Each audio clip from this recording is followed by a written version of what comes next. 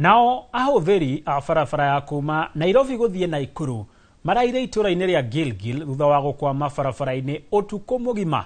Ũũ nĩ kumana na mũhatĩkano mũnene wa ngari ũrĩa ũrerĩkana ũcũngĩrĩirwo nĩ mũtino wa barabara hamwe na mbura nene ĩrĩa ĩraura mwena ũcio.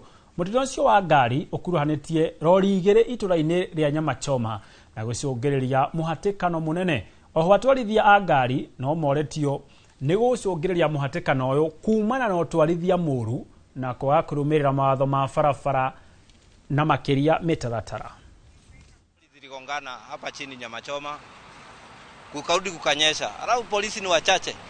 Lakini tunaomba rais, hii barabara venye amesema itafunguliwa, aharakishe hiyo miezi 6 alisema.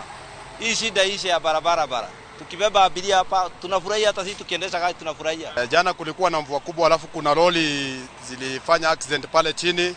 Sasa kukakuwa na msongamano wa magari zikafungiana.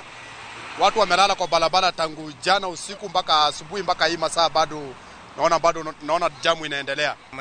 Mimi ni driver wa barabara. Hii jamu imetukalia kutoka jana usiku. Nimekaa hapa kutoka saa 5 usiku mpaka saa hizi sijatoka. Kwa hii muda ya season ya mvua tumekuwa na shida ya jam, sababu magari nyingi sana zinafanya accident kwa sababu ya kuteleza kwa barabara.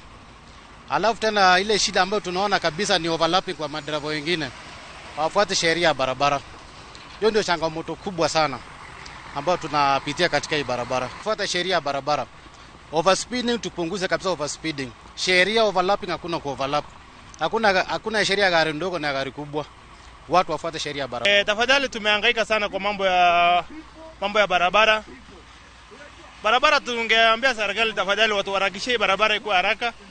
Kwa sababu madereva sisi tunaumia sana.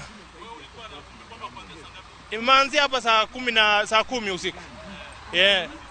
Mpaka sasa hizi hakuna kitu imebaya imefanya.